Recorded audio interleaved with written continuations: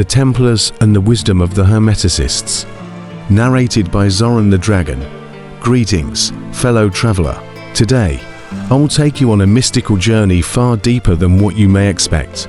Picture this: the Templars, those famed knights of Christendom, are not just riding into battle, but also into the arcane, delving into ancient knowledge passed down through the ages. Our adventure brings us to the secret world of the Hermeticists, followers of Hermeticism, a spiritual tradition that claimed its lineage from none other than Hermes Trismegistus, a legendary sage who combined the wisdom of the Greek god Hermes with the Egyptian god Thoth. It was within the folds of this hidden tradition that the Templars found yet another treasure trove of wisdom, blending the cosmic with the alchemical, the philosophical with the mystical. Now, let me tell you how these two seemingly distant worlds, the warrior monks of the Templars and the esoteric sages of the Hermeticists, came to cross paths. And, as always, I, Zoran the Dragon, shall guide you along the way. The threefold path of Hermetic wisdom. First, let's begin with the heart of Hermeticism, which is found in the three fundamental principles passed down in ancient texts: alchemy, astrology, and theurgy. Each of these disciplines offered insight into the relationship between the macrocosm, the great universe, and the microcosm, the individual soul. This idea, often summarized by the Hermetic maxim as above, so below, caught the attention of the Templars as they sought to understand not just the physical world around them, but also their own inner nature. The Hermeticists taught that true wisdom could only be found by harmonizing the forces of the universe within oneself. It wasn't enough to wage wars for kingdoms or treasures. The true battle lay within, a quest to align one's soul with the divine forces that shape the cosmos. The Templars, whose own rule called for self-discipline and spiritual purity, were naturally drawn to this inner alchemy. They saw in Hermeticism a deeper reflection of their own goals to merge the worldly with the spiritual, the body with the soul. The Emerald Tablet, a code for transformation. The Emerald Tablet, one of the most revered texts of Hermetic wisdom. Legend has it that this ancient artifact contained the very essence of Hermetic knowledge, inscribed by Hermes Trismegistus himself. The Templars were introduced to this mysterious work during their encounters with scholars who preserved ancient traditions in the libraries of Alexandria and other centers of learning in the East. The Hermeticists believed that this short text held the keys to unlocking the mysteries of the universe. The Templars were particularly intrigued by the tablet's cryptic statement: "That which is below is like that which is above, and that which is above is like that which is below," to accomplish the miracle of one thing. They began to study the idea that the material world was a reflection of the spiritual realm, and that, through understanding the laws of nature, one could also understand the divine.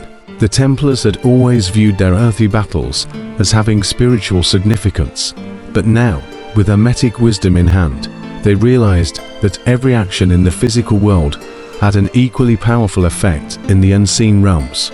The tablet spoke of transformation, not just of metals in the alchemical sense, but of the self. The Templars learned from the Hermeticists that the true alchemy was the transmutation of the soul from a base state to one of divine perfection. This process of inner purification alienated deeply with the Templars, who sought not just physical mastery on the battlefield, but mastery over their own passions, desires, and weaknesses. Alchemy, the science of the soul. Alchemy, as taught by the Hermeticists, went far beyond the medieval pursuit of turning lead into gold. The Templars learned that true alchemy was the transformation of the human soul.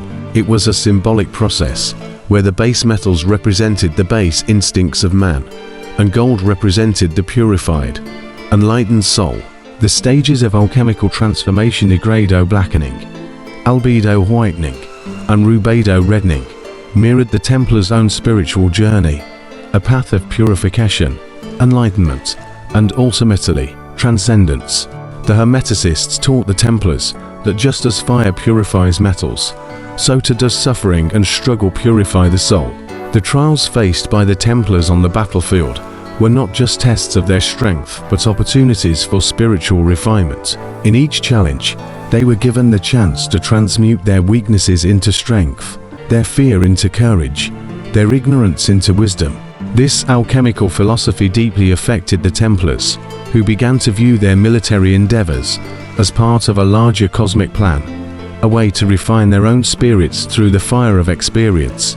Astrology, the dance of the stars and the soul. Another branch of Hermeticism that captivated the Templars was astrology, but not the simplistic fortune-telling that is so often misunderstood today. Hermetic astrology was about understanding the cosmic forces that shaped both the world and the individual. The Templars were taught that the stars were not just distant bodies of light, but manifestations of divine principles. Each planet, star, and constellation had its own spiritual influence, affecting both the macrocosm, the universe, and the microcosm, the individual. The Hermeticists revealed to the Templars that each soul was born under a particular alignment of stars, which shaped its destiny. But this was not a fatalistic system. Just as the Templars were trained to master their physical environment, Hermetic astrology taught them to navigate the celestial forces that influenced their lives. The stars set the stage, but the Templars, armed with this new wisdom, could choose how to act within the grand cosmic drama.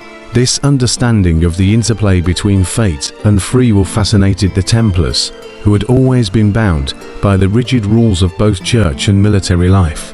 Hermetic astrology offered them a new perspective. They could recognize the patterns in the stars and use that knowledge to harmonize their actions with the divine will, rather than simply being passive recipients of fate. It was a science of spiritual navigation, one that the Templars took to heart as they sought to balance their earthly duties with their heavenly aspirations. Theurgy, invoking the divine within. Lastly, the Hermeticists introduced the Templars to the practice of theurgy, the art of invoking divine powers to transform oneself.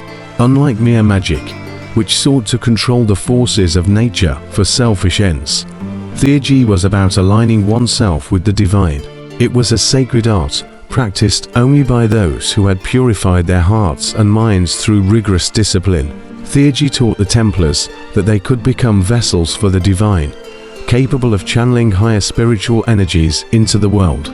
Through rituals, meditations, and invocations, the Templars learned to draw down the divine light into their own souls, allowing them to act as instruments of divine will. This was a radical concept for the Templars, who had always been taught that God was distant, and that their role was simply to follow His commandments. Theurgy, however, revealed that they could become active participants in the divine plan, co-creators with God, shaping not only their own destinies, but the destiny of the world. The Hermetic legacy. In their exchanges with the Hermeticists, the Templars discovered a hidden dimension to their own mission. They had always believed that their duty was to protect the sacred sites of the Holy Land and defend the faith. But now they realized that their true purpose was far greater. The Hermeticists taught them that the true battlefield was within the struggle to align one's soul with the divine, to transmute base desires into spiritual gold, and to navigate the cosmic forces that shaped their lives. Through the Hermetic teachings, the Templars began to see themselves not just as soldiers of the cross, but as warriors of the soul, engaged in a cosmic struggle between light and darkness. The knowledge they gained from the Hermeticists empowered them to approach their quest with newfound clarity and purpose. No longer were they simply knights defending earthly kingdoms. They had become alchemists of the spirit, shaping their own souls as they shaped the world around them. And so, dear traveler, the Templars carried with them the wisdom of the Hermeticists, blending it with their own faith and mission. In the end, they realized that the true grail they sought was not a physical object, but the inner transformation of the soul, the attainment of divine wisdom, hidden in plain sight, waiting to be discovered by those with the courage to seek it. Remember, as you journey through life, that the universe is reflected within you. As above, so below. The stars, the elements, the forces of nature, all are mirrors of the divine essence that resides within your own heart. Seek it, and you, too, will become an alchemist of the spirit.